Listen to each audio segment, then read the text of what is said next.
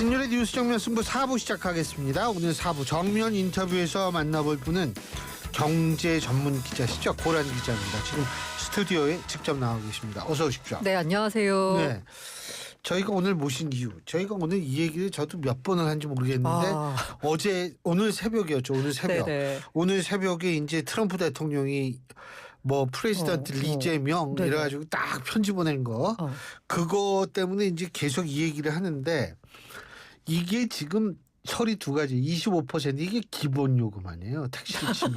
네? 네네네. 그리고 이게 품목에 따라서 이게 플러스 애드가 될 수 있다라는 얘기 아닙니까? 아니요. 그게 이제 상호관세가 25%고요. 우리나라의 경우에는. 그리고 이제 품목부의 관세가 예를 들면 자동차 25, 철강 50이잖아요. 네. 이게 우리 25에다가 예를 들면 자동차 25를 더해서 50이 되는 건 아닙니다. 둘 중에 더 높은 걸로 해요. 네, 그러니까 아유, 고맙네. 고맙다고 해야 될 일인데. 야, 마음이 아주 좋으시네. 네, 네. 그건 아니고. 네. 근데 이거 지금 이 설이 두 가지예요. 네. 3주간의 시간을 벌었다.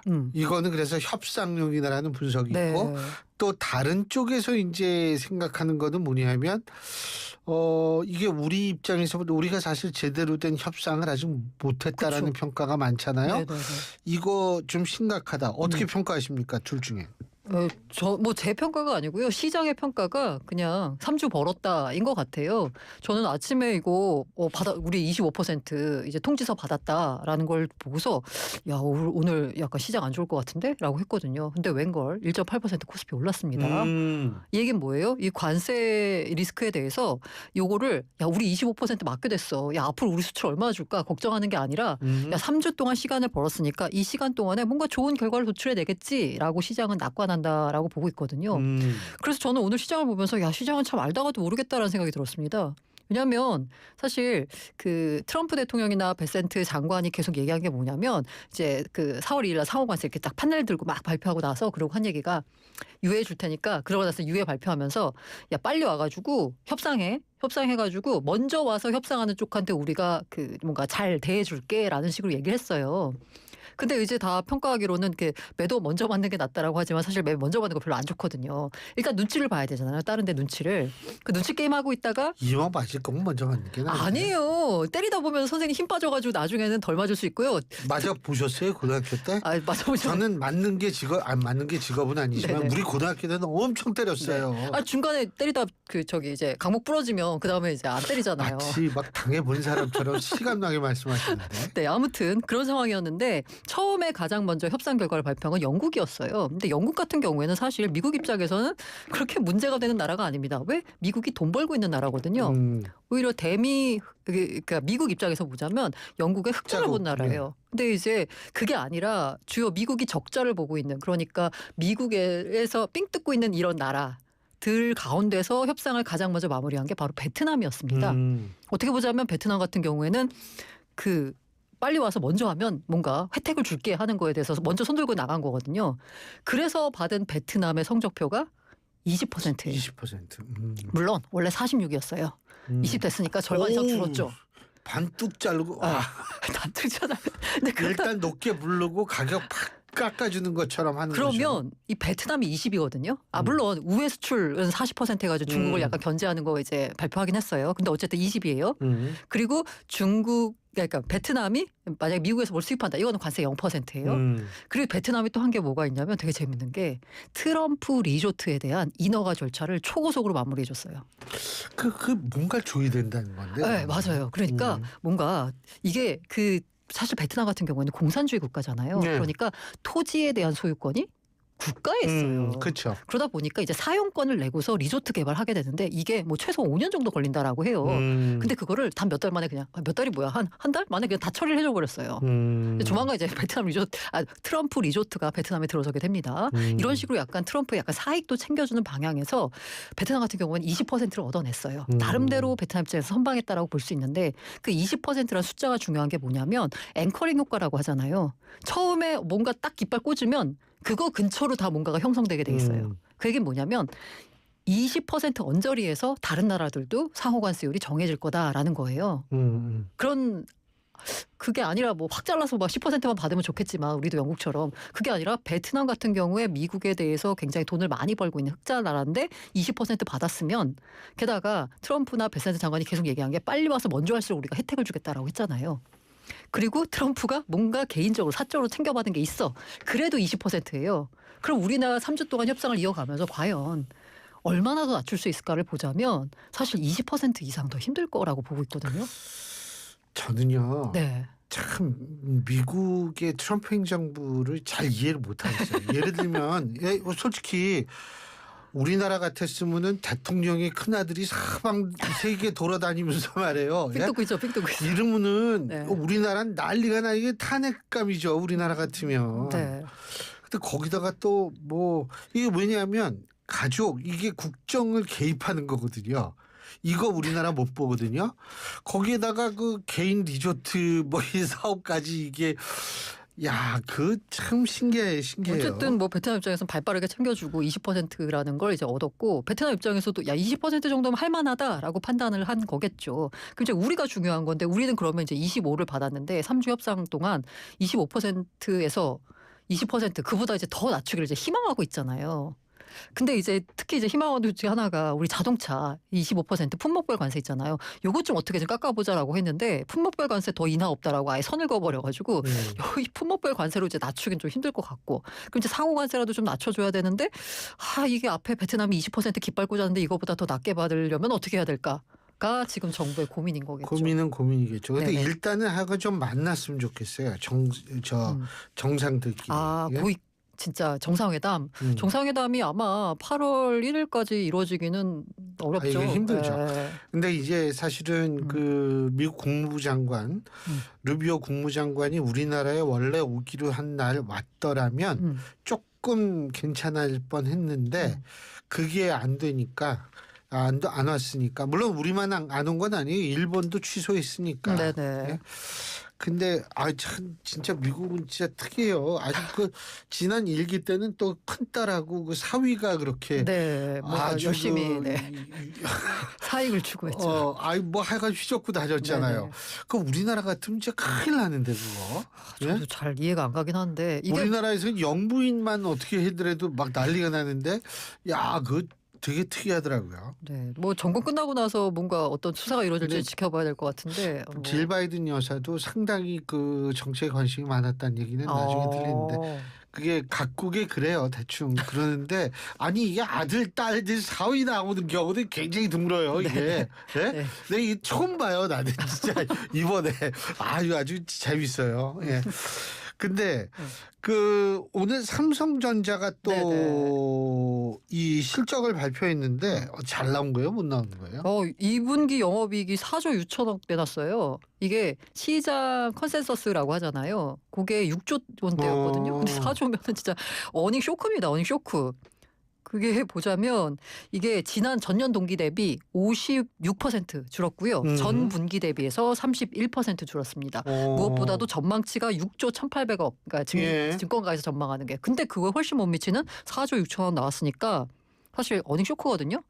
근데 초반에 좀 오르다가 약간 하락해서 마감했어요. 한 0.6% 하락 마감했는데 그 이유가 뭐냐라고 하면 어닝 쇼크는 나왔지만 사실 삼성이 자사주 매입을 발표했거든요. 거의 4조 원에 가까운 자사주 매입을 발표하면서 이런 뭐 이게 주주 환원, 뭐 증시 부양 요거에 대한 의지를 보여줬어요. 제가 보기에 삼성전자가 자기 실적 안 좋은 거 알고 있으니까 요 자사주 요거 매입 요 카드를 들고 있다가 실적 발표하는 날 짠 하고 같이 내놓은 것 같아요. 그래서 오히려 초반에는 주가가 올랐습니다. 그래서 좀 약간 그 어닝 쇼크를 좀 방어하는 모습을 보였는데요. 그럼 왜 이렇게 삼성전자가 적자였냐라고 보면 역시나 반도체. 반도체 좋지 않았습니다. 그래서 저는 여기서 이제 약간 의아한 부분을 좀 약간 보자면 반도체가 제일 안 좋잖아요. 네. 이게 어디서 그러면 진짜 적자가 가장 큰 원인이었냐를 보니까 메모리 재고 자산 평가 충당금이 꼽혀요. 메모리 재고 자산 충당금. 네. 그러니까 메모리 그 생산하는 것 중에 재고 이걸 털어낸다 이건가요? 네, 맞아요. 근데 그거를 이건 충당금은 소위 말한 일회성 비용입니다. 한 번 털어내고 나면 거기서 회계적으로 끝나는 거예요. 그런데 이제 시장에서는 이런 평가를 해요. 삼성전자가 2분기에 이렇게까지 대규모 재고 충당금을 잡을 것으로 예상하지 못했다. 이 재고 충당금을 잡은 걸 이렇게 막 그 분기별로 살짝 이렇게 나눠가지고 하는 방법이 있고요. 아니면 지금처럼 아예 한 번에 다 털어버리는 방법이 있어요. 한 번에 다 털어버리면 어떻게 돼요? 실적이 충격이 오겠죠. 그럼 당연히 주가엔 좋지 않습니다. 그런데 이렇게 한 번에 다 털어버리고 나면 어때요? 다음 분기부터는 괜찮은 그렇죠. 거예요. 이걸 소위 말하는 이제 뭐 빅베스라고까지 할 수 있을지 모르겠는데 일단 실적 약간 부진한 부분을 다 이번에 털어내고 보통 뭔가 CEO가 새로 오면 이거 빅베스를 많이 합니다. 왜냐하면 다 털어내고 나면 이제 앞으로는 깨끗하게 이거 내 성과가 되는 거거든요. 저는 약간 이번 그래서 삼성전자의 실적 발표를 보면서 이게 어쨌든 지금 새 정부에서 강조하는 게 뭐냐면 주식 시장을 활성화한다. 앞으로 부동산으로 돈 번 시대가 아니라 주식으로 돈 벌어서 생활비 충당하는 걸 만들겠다라고 하고 실제로 상법 개정 등 증시 부양책을 이렇게 다양하게 내놓고 있잖아요. 그러면 이번 정부가 추진하는 건 뭐냐면 주가가 올랐으면 좋겠어요. 그럼 삼성전자 입장에서도 호응을 하기 네, 위해서. 맞아요. 이번에 다 털어내고 나면 3분기부터 주가 올라가니까 딱 보자면 대통령 취임하고 나서부터 보통 우리가 이제 주가 얼마나 올랐나를 계산할 때 대통령 취임하고 나서 그다음부터 얼마가 올랐다. 뭐 이런 식으로 계산하잖아요. 그러면 진작부터 많이 오를 필요 없어요. 그냥 딱 여기부터 출발해서 많이 오르면 좋은 거잖아요. 그러니까 아예 이번 기회에 이렇게 재고자산 다 털어내고 나서 뭔가 새 정부에도 제가 호응하고 그리고 삼성전자 입장에서도 야 우리가 새 정부 들어서 이렇게 주가가 많이 올랐어요라고 얘기하면 좋잖아요. 그래서 아마 이렇게 영업이익을 쇼크 수준으로 발표한 게 아닌가라고 약간의 음모론을 섞어서 해봅니다. 음모론 추측이죠. 추측. 예, 추측. 아니 실제로 이거 뭐냐면 예전에 이재용 회장이 감옥에 갔을 때 그때 삼성전자가 사업이 엄청 잘 됐어요. 사실 뭐 그 오너가 감옥에 간 것과 회사 사업이 약간 좀 이렇게 밀접한 관련이 있는 건 아니잖아요. 그렇죠. 반도체 사이클이다 보니까. 그래서 그때 당시에 삼성전자 임원들 사이에서 너무 주문이 많이 들어와서 미치겠다. 되도록 주문을 이렇게 뒤로 미룬다는 거예요. 왜냐하면 오너가 감옥에 갔더니 삼성전자가 더 잘 나가더라. 이런 프레임이 만들어지면 안 되는 거잖아요. 그렇죠. 이걸 이제 회계적으로 조절하는데도 불구하고 너무 장사가 잘 돼서 큰일이다라는 식으로 말을 했었거든요. 그런 것과 비슷한 맥락으로 이번에 재고자산 다 털고 새로운 마음으로 새롭게 시작하겠다. 하는 게 이번 실적에서 나타난 게 아닌가라는 한번 추측을 해봅니다. 근데 그 삼성전자 자 그렇게 어쨌든 네. 지금 실적 안 좋게 나왔고 맞아요.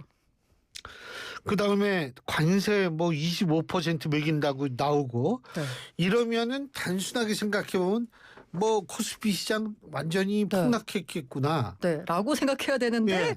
네, 오늘 1.8% 코스피 올랐다라고 말씀드렸잖아요. 근데 그 신기해요. 왜 그래요? 네. 일단 그 삼성전자는 그렇다고 치지만 관세는 뭐야? 관세는 뭐 신경도 안 써요? 약간 그냥 내성이 생겼다 정도로 보실 거예요. 오늘 왜 이렇게 그러면 그 주가 많이 올랐나를 보자면 그 상법 개정안 이게 이제 그 뭔가 어떤 분들은 야 드디어 1,400만 개미의 수건을 잃었다 뭐 이런 얘기도 하는데 아직도 배고프다라고 얘기하는 분들도 있잖아요. 그래서 이번에 빠진 뭐 집중 투표제나 그리고 이재명 대통령이 말한 주식으로 이제 생활비 충당하겠다라고 하려면 배당 소득에 관련된 여러 가지 혜택들 좀 나와야 되거든요. 근데 이런 거 이제 앞으로 나올 거다. 그리고 주주 환원 많아질 거다라고 생각하니까 야 그러면 돈을 잘 벌고 있는데 지금까지 주주 환원 안 했던 곳이 뭐지?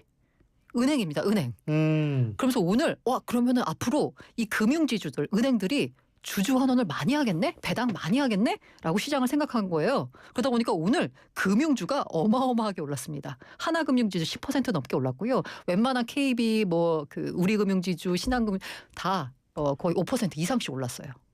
이렇게 약간 지금 일종의 정부의 증시 부양책에 호응을 한 기업들의 주가가 오르면서 그리고 관세 리스크에 노출된 수출주는 관세 내성이 생겼달까? 그러면서 그냥 별다른 반응을 안 하면서 오히려 오늘 현대차도 올랐어요. 1.2%. SK하이닉스는 워낙 요새 뭐 그런 HBM 잘 나가고 나니까 4% 올랐고요. 그러다 보니까 증시가 전반적으로 코스피가 3,114로 마감을 한 게 아닌가라는 생각이 듭니다. 근데 사실 그 말씀하시니까 우리나라는 뭐 금융뿐만이 아니고 기업들이 배당을 너무 조금 줘요. 맞아요. 그 미국은 굉장히 미국 주식은 배당이 많이 나오거든요. 아니 저는 미국 주식을 좀 갖고 있는데 한 15년째 갖고 있어요. 저는 많지는 않아요. 많지는 않은데 거기 뭐 많지 않으니까 잊어먹고 있는 거죠. 근데 배당금이 어쏘쏘래요. 그거 진짜 괜찮아요. 근데 우리나라는 배당이 너무 약하다 이런 생각을 했었어요. 그래서 지금 나오는 그다음에 이제 상법 개정안에 이은 또 다른 뭐 증시 관련된 우호적인 정책이라고 하면 소득세법 개정안이거든요. 거기서 이제 배당 소득이 지금 같은 경우에 굉장히 좀 높아요. 그런데 이 배당 소득을 조금 낮춰주자. 지금 현재 이 보자면 배당 소득을 보자면 현재 이게 얼마지? 지금 현재 배당 소득에 대해서는 15.4% 세율로 원천 징수를 해요. 그런데 연간 이자 배당 소득이 2천만 원 넘어가면요. 종합소득에 합산을 합니다. 그러니까 누진과세가 되는 거예요. 그럼 종합소득 합산해서 최고 세율이 얼마나 49.5%예요. 배당 한번 잘못 받으면 반을 가져가시네. 맞아요. 그래서 일부 주식 투자하는 분들 중에는 그 배당 안 받으려고 연말에 주식 파는 분들도 계세요. 약간 큰 손 분들 가운데. 왜냐하면 그 배당 받으면 갑자기 내 종합소득에 추가가 되면서 세금을 너무 많이 내게 되니까. 그러다 보니까 이게 그 기업들 대주주 입장에서도 배당을 잘 안 하게 되고 이러다 보니까 최근에 이제 이소영 더불어민주당 의원이 발의한 게 뭐냐면 배당 성액 35% 이상 상장사의 배당 소득 종합소득세에서 분리하자. 그러니까 배당을 많이 주는 회사의 경우에는 종합소득에서 분리과세 해가지고 그 세금 조금 내도록 해서 앞으로 회사가 배당을 많이 하도록 만들겠다라는 뭐 이런 식의 법안들이 계속 나오고 있는 거죠. 왜 웃으세요? 중요한 거. 왜 웃으세요? 부동산. 부동산이요? 아, 부동산 어렵습니다. 뭐 이번 대책 나온 거. 아니 근데 거래량은 많이 줄었대요. 절벽이죠, 절벽. 절벽. 준 정도가 아니고. 근데 네. 절벽이면 가격이 떨어지지 않아요? 떨어졌죠. 지금 많이 떨어졌어요. 그러니까. 왜냐하면 급한 사람 막 던지거든요. 근데 절벽이면. 이제 그 절벽이면서 가격이 형성이 되려면 매수와 매도가 만나야 되거든요. 그래서 체결이 돼야 되는데 지금 매수자들은 돈이 없거나 아니면 좀 시장을 더 보자라는 거고 매도자 입장에서도 이거 내놔봐야 어차피 안 팔리는데 라고 하면서 이제 아예 그냥 가격을 팔려면 진짜 확 낮춰야 되거든요. 근데 그렇게 낮추긴 또 싫은 거야. 그런 상황이라서 지금 거래 절벽이라는 게 오히려 더 맞는 것 같습니다. 다만 지금 매수를 하려면 사실 내 돈 내고 집 사는 사람이 얼마나 되겠어요. 그런데 그쵸. 아예 대출을 6억 이상은 아예 못 받잖아요. 그러면은 서울에 있는 집 은 약간 서울 외곽이라고 해야 되나? 그리고 좀 집값이 조금 낮은 지역의 집은 좀 모르겠지만 풍선 효과 같은 게 일어날 것이다. 그거에 대해서는 약간 풍선 효과가 날 것이다 안 날 것이다 많은데 약간 그런 부동산 전문가들 얘기 들어보면 풍선 효과라기보다는 지금은 가격 중심이 되는 그 이른바 똘똘한 한 채라고 하잖아요. 이 약간 막 마음이 급해가지고 혹시 더 오를까봐 주변 지역 샀다가는 이건 더 양극화된다. 안 오른다 여기는. 그러니까 앞으로도 똘똘한 산채로 몰아야 된다. 그래서 그 전문가들의 투자 조언을 보니까 외곽 지역 사지 말라는 조언이 그렇게 많더라고요. 마음이 급해서 만약에 이제 투자 목적이라고 하면 실거주 목적이면 뭐 얘기가 다르겠지만 투자 목적이라고 하면 지금 뭐 이렇게 마음이 급해졌다고 해서 야, 저 외곽이라도 사야 되는 거 아니야? 라고 샀다가는 사실 지금은 약간 부동산 가격이 꿈틀꿈틀한데 만약에 부동산 시장이 약간 침체기로 들어서면 먼저 빠지는 데가 어딘가요? 그 외곽 지역이 먼저 빠져요. 그렇죠. 네.